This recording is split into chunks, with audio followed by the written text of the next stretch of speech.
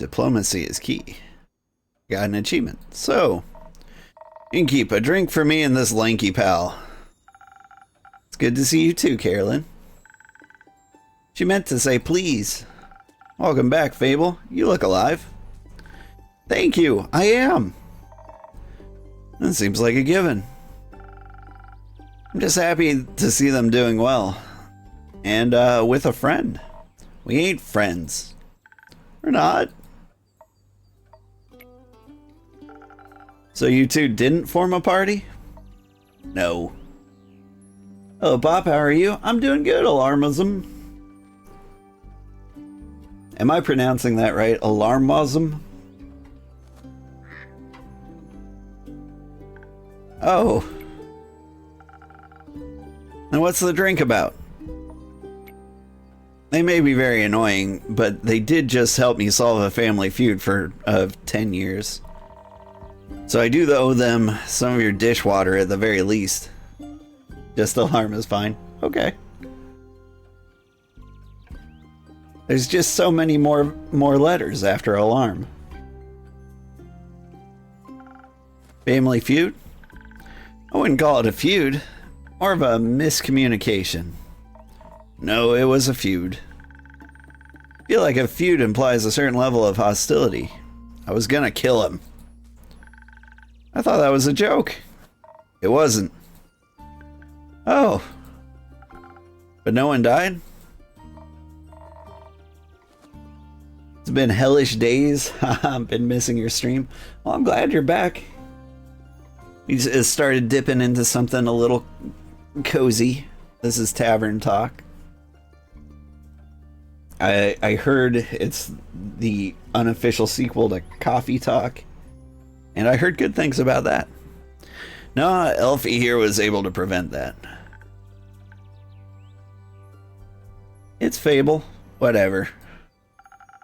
This perchance have to do with your quest. It does! I stopped her from killing the werewolf. Elaborate, please. I was gonna kill the werewolf, then they stopped me from killing the werewolf. What's not to get? A lot. I think they are confused because the quest was to save the villagers from a werewolf. And now it sounds like I saved the werewolf from you. Which I did. Kind of.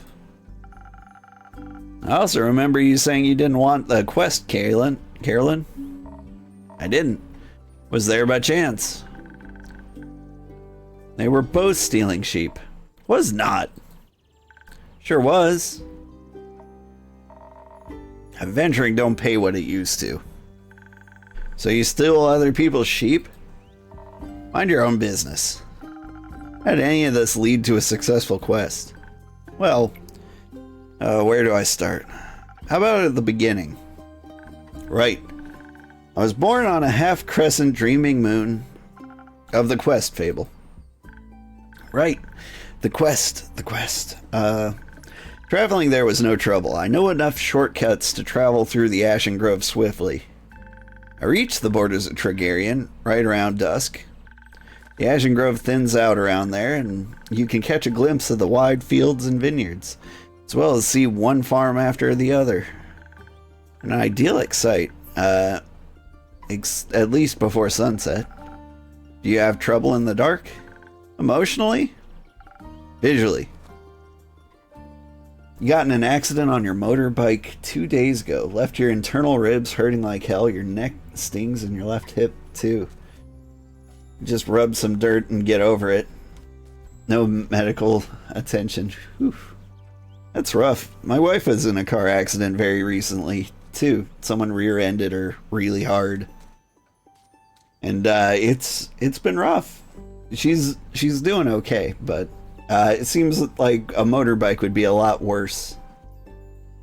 Is she okay? Yeah, she's alright. Her car was totaled, though. And so we've been going through all sorts of, like, trying to find a new one, arguing with insurance company. It's been a pain. My dad was a biker, and he's been in several accidents. I hope yours isn't too bad.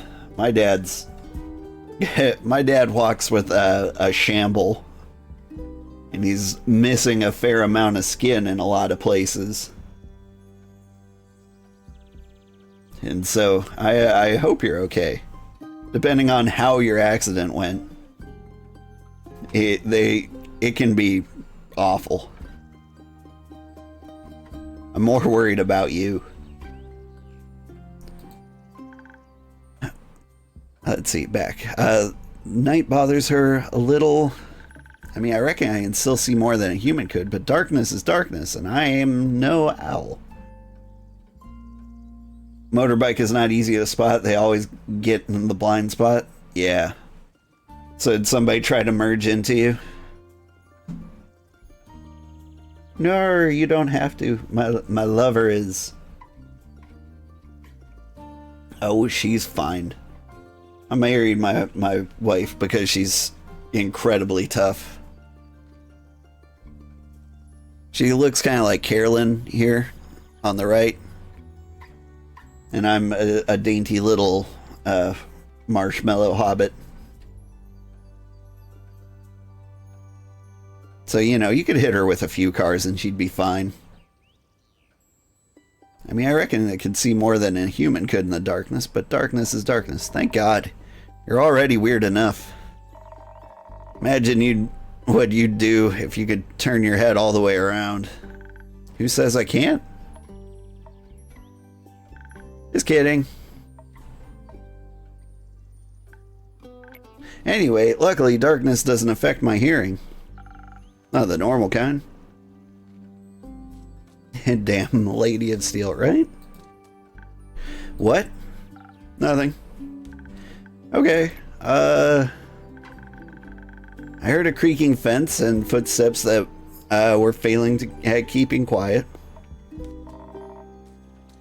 Your ears are failing at being small. So I snuck closer and saw a werewolf-esque shape picking up the tiny sheep. I was petting it. Well, I thought she was going to eat it, so I summoned up my courage and I stepped out of the shadows and I said, "Good evening, werewolf. Please put down the sheep." And I expect them to be entirely in the right mind, of course. But I wanted to be polite. And I thought it might confuse her, and maybe that would help calm her down. It confused me, alright. Who the heck sees a werewolf and the first thing they do is greet them? A polite person. Or an insane one. It worked, didn't it? Because I ain't no werewolf. He wasn't that different. But I'm skipping ahead. To my surprise, instead of a growl, the werewolf, or not werewolf, responded with a, "What?" So the confusion plan had worked, but I hadn't really expected that response. So I said again, "Please put down the sheep." And she asked, "Why?" And I said, "Well, because stealing sheep isn't very nice." And she asked who I was. No, I asked, "Who are you? A guard?" I was about to introduce myself when I heard this blood-curdling howl. It sounded like someone had ripped a hole in the fabric of reality and then pierced it with a horrid yell. Please, it was barely dark. Barely a bark. And it made my blood freeze in my veins. I heard panting and heavy footsteps. I barely dared to turn around. You turned around immediately. And when I did, I stared into the twisted face of a werewolf. Yellow, gleaming eyes.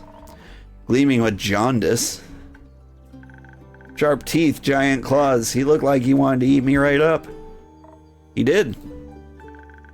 Before I could beg for mercy, suddenly something rushed past me and lunged at the werewolf. When I regained my composure, Carolyn and the werewolf were on the ground, fighting tooth and nail. And the sheep you were holding? Obviously, I set it down at that point. Good. So you went to Fable's aid. No, that ain't it. I noticed the wolf's red flannel rags. They were blue, checkered, and had an uneven print. Just like the kind of stuff Uncle Dragon likes to wear. That old epitaph? Epithet? I don't know. Swear word. Hey, why can't I say that? Arf! What the... Youth protection. The age rating system is quite harsh. Ah. Anyway, it was dressed like Uncle Dragon. Smelled like Uncle Dragon. Fought like him, too. I was joking when I brought it up before, you know? Haven't seen the old man in years. Was coping about it by joking. It's the only way I can talk about him these days. Because of the feud? Yes. He used to be my favorite uncle, but then he changed. Became irritable and angry, distant. Fought a lot with Uncle Fedor. Censored, right? Cared more about the moon than he did his own family. Eventually, he just left. Ran away without words. Left us and Uncle Fedor behind. Worried and senseless. Worried senseless. Until we found a leather stand not to look for him, and all their savings missing. Swore I was gonna kill him if I ever saw him again. Always thought he couldn't face his problems. Turns out his solution was to get those problems as far away from everyone as possible. Idiot. Did you talk it out with your fists? I tried, but Elfie stopped me. I'm glad they did. How'd you figure that out? Well, she was yelling at him. I didn't understand half of it, but I could tell she was angry and hurt. Tried to get their attention by telling them to stop, but they wouldn't listen, so... shot an arrow right next to both their heads. My aim was a little shaky, so I did end up grazing Mr. Dragon's ear. But I got him to stop long enough to start listening to me. I threatened them that if they didn't stop to talk, I would shoot them both. Would have never done that, of course. But they must have believed me because they actually stopped to listen. Looked mighty scary there, pal. Thank you. I sat them down and did my best to be an insurmountable obstacle between them. They wanted to fight, they would have to go through me. Sounds rather dangerous. 'Twas. Wouldn't have stopped for them. What? You're the size of a stick. You think you could stop two angry wolves? Oh, well, anyway. I used the opportunity to figure out what was going on. And that's how I found out about Mr. Dragon and Carolyn and the miscommunication. Feud. The feud, sure. Turns out that after Mr. Dragon was turned, he was too ashamed to admit it. But he couldn't stop the changes and ended up hurting all the people he cared about. It's no excuse, of course. No, it ain't. We'd have known we'd have helped him the best we could. At the very least, we would have built a sturdy shed with scratch-proof walls for full moons. He didn't think that would have happened, though. So he decided to fix the problem by leaving, deal with it alone, and so on. But that only made it worse. Of course, he was too embarrassed to come back, so he just focused on the whole werewolf thing and not any human things, or Vukakin things, so to speak. Trying to find a cure, trying to avoid the moon, trying to find a place to sleep, stealing sheep. That's something they have in common. The sheep? No, the stubbornness and the unwillingness to ask for help. But the sheep too. But they had to talk about it. That silent resentment wasn't good for either of them. And you got them to do that? Little stick is oddly persuasive. Had us talking about it before I realized I didn't want to. Or maybe because you did want to. Maybe. How did it go? Fine.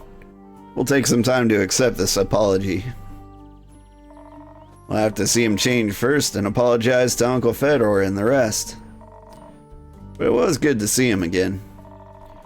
Guess a hug did feel better than a greatsword through his gut. Wonderful. Of course, there's still the problem with the whole werewolf thing. Idiot got obsessed with a cure. He still can barely control himself. We helped him realize that even a cure couldn't change what he'd done. That he has to accept that he's different now and learn how to live again. course, it won't be easy. No change ever is. I learned that from you. But we have a group of werewolves living near our settlement. A small community that enjoys the company of warm trees.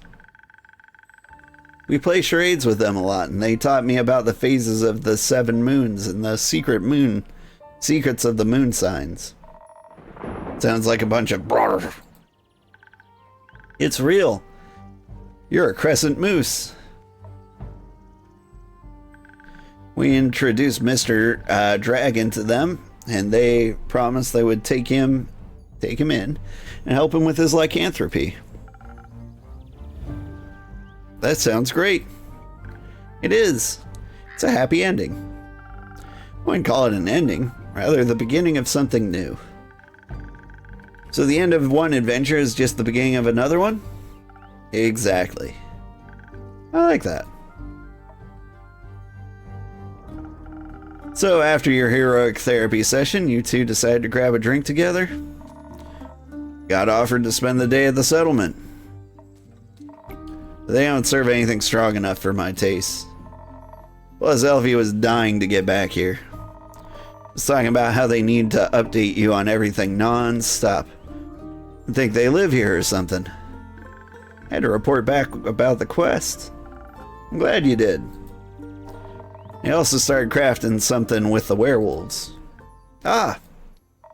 Said something about it being for you, Innkeep. Oh, really? Yeah.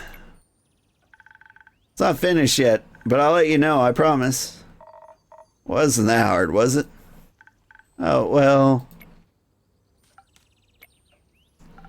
So, a drink? What can I offer you, Carolyn? Surprise me with something that fits my brawn. By that, I mean, make me the usual. Strength never gets old. Alright, let's get CRUNK.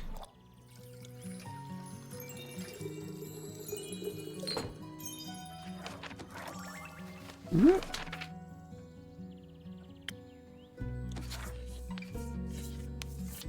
little bit of blue, please.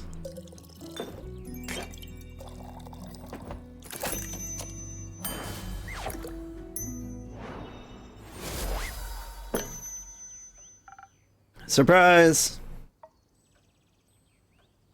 Not bad. You should do this professionally. I'll think about it. Fable, what about you? You have something that'll calm me down? Might even bring some of my agility back? Like a swift strike back to my senses? I had a stressful day, night, morning, sequence of events.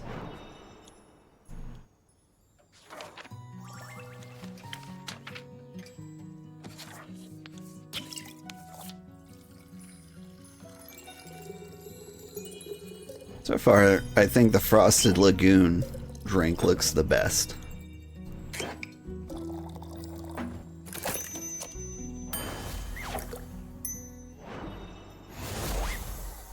Boop. Here you go. Thank you. Wow, this is perfect. You look tired. Have you considered sleep? They do look like they're gonna pass out any second. So do you. Maybe sleep is a good idea. Carolyn, do you have a place to sleep? I can sleep anywhere. It's a talent. It's depressing. I have a room available. You can stay there. Sounds good. How much? I'll count as payment for your help with the quest. Fine. Later, Elfie. See you later. Are you heading home, Fable? Yeah. Been gone for a whole day. Need to get back and make sure everything is still growing correctly. Maybe take a nap first. Hey who? Hey, precious queen. How are you doing? Haven't seen you in a little bit. Yeah, that too. Did you enjoy your first quest? I did. It was scary and different from what I expected. And I didn't know I was so good at pretending to be charming.